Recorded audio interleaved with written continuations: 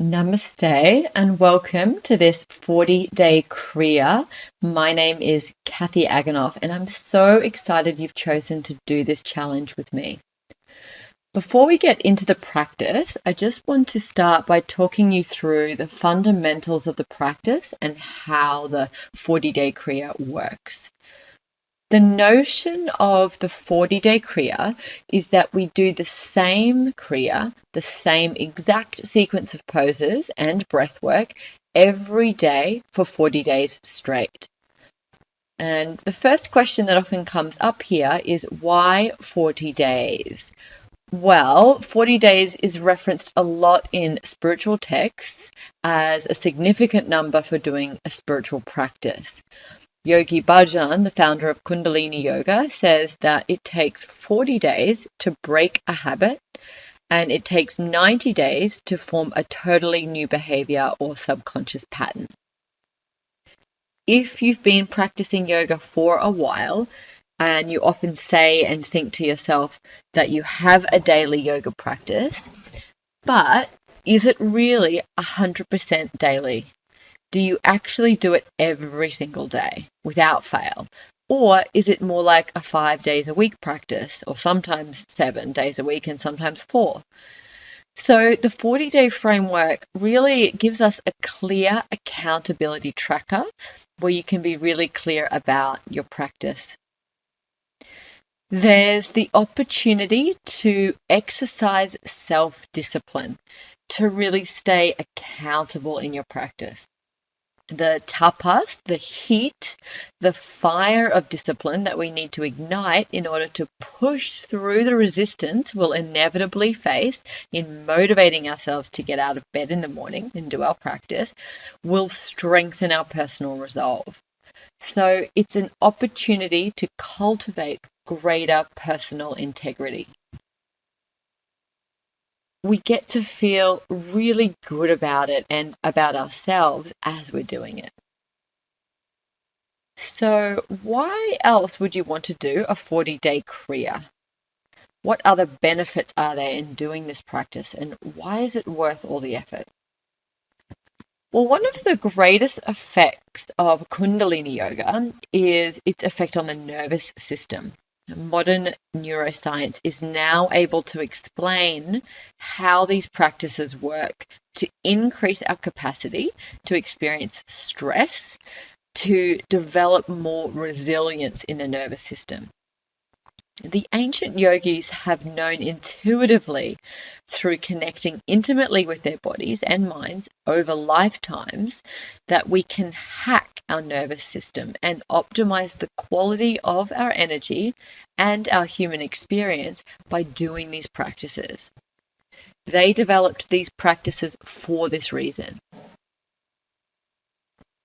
So you can think about the Kriya or the individual poses as mini laboratories. And in the framework of the 40-day Kriya, you're doing the exact same sequence of poses and breath work every day.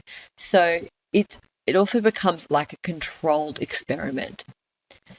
So in your mini laboratory, when your arms are stretched out overhead and it's tiring and uncomfortable, then what you're doing is poking your nervous system. You're deliberately, in a controlled manner, placing stress on your nervous system, and then you're observing how you respond, observing your reactions and your mind chatter. By doing this over the course of the 40 days, you are expanding your capacity to experience stress and increasing the resilience of your nervous system to handle stress. So your practice becomes this microcosm to the greater macrocosm that is your life off the mat. And this is super valuable because when maybe you notice after doing the Kriya, perhaps that, when you're waiting in line for coffee, that it's not ruffling your feathers quite like it used to. Or maybe when your kid is being a brat, you no longer need to yell or lose your temper at them. Throughout the day, you may also notice that your energy feels more stable. You don't get those dips so much in your energy, and you can stay more focused and concentrate better at work.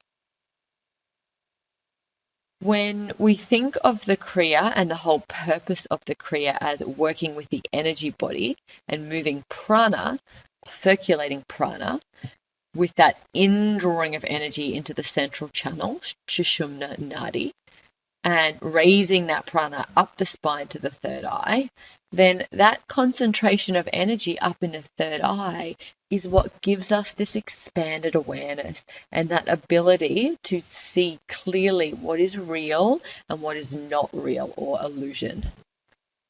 In this space, we have that incredible superpower of discernment where we clearly see, oh, that thing I was so worried about and spent so much time ruminating about yesterday, that isn't even real. That's based on some past experience that's been triggered.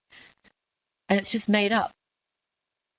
It's like we've cleared all of the mud from the lotus flower, and now we know what is made up stories from our subconscious mind and what's real.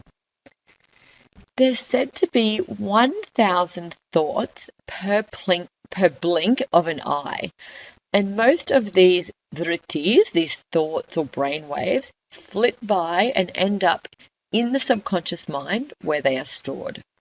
So only one of those 1,000 thoughts floats into your awareness, while the other 999 ends up stored like mud in the subconscious, influencing you in an unconscious way.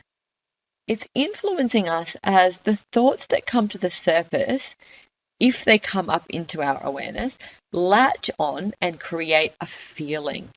And then this feeling, if it gains enough momentum, may then become an emotion.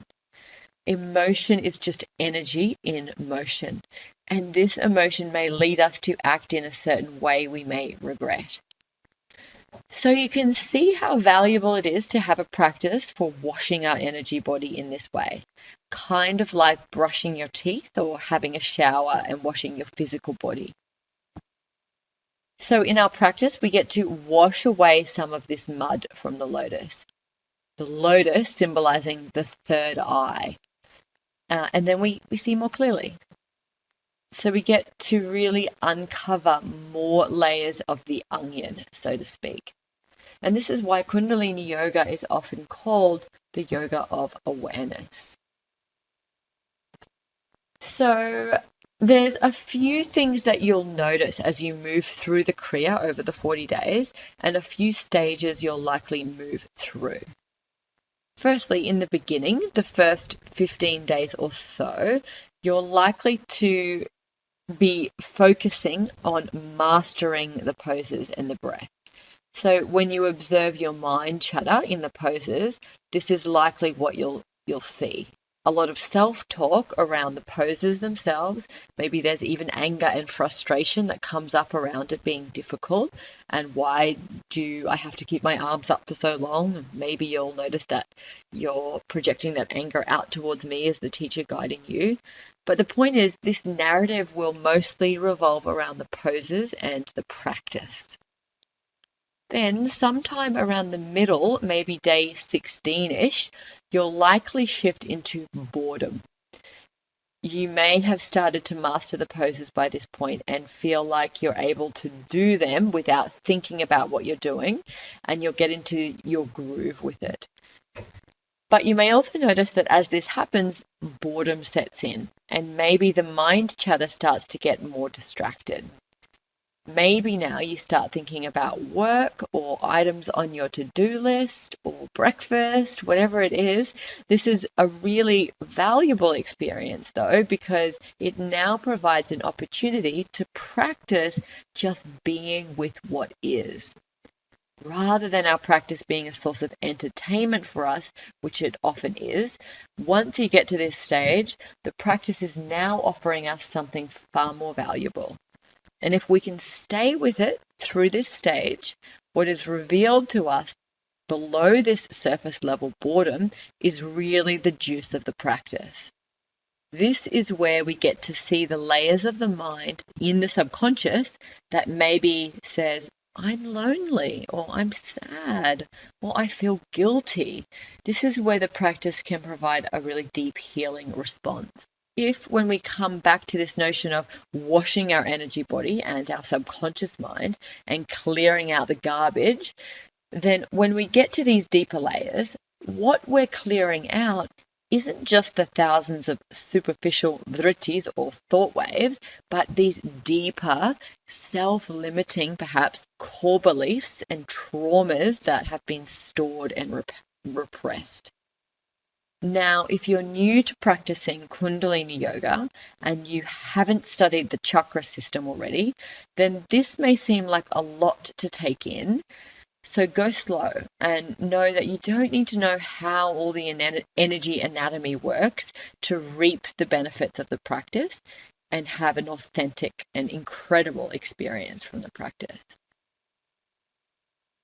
Now, one more thing I'll say before we begin is that although this practice can be incredibly illuminating and transformative, sometimes it's just not the right time. Because it can be quite triggering, remember that this is purposeful and part of the practice. But if being triggered at this time is not good for you and what you're going through, then maybe this is one to shelve for now and revisit at a later time. If you go through the practice and you experience extreme discomfort and emotional triggers, then please allow yourself to come out of the Kriya. You can either take a few moments to rest and ground, blessing yourself as you do, not beating yourself up for stopping. And if you feel okay, then continue when you're ready. If it's still not okay after stopping, then please discontinue the practice for the time being. When there's traumas that sometimes we aren't even aware of because they're stored and repressed so deeply, then you can think about it like energetic blockages. When the prana starts to move with more gusto as we move through the Kriya, it will inevitably push up against any blockages that exist in the energy body in the form of past traumas and unresolved stuff. And this creates a lot of resistance that may feel very uncomfortable. If you have this experience, then you may want to see a trained therapist before continuing the practice. All right, so thanks so much again for joining me in this intro video. I'll see you in the next video where I'll talk you through the setup info for the Kriya. Namaste.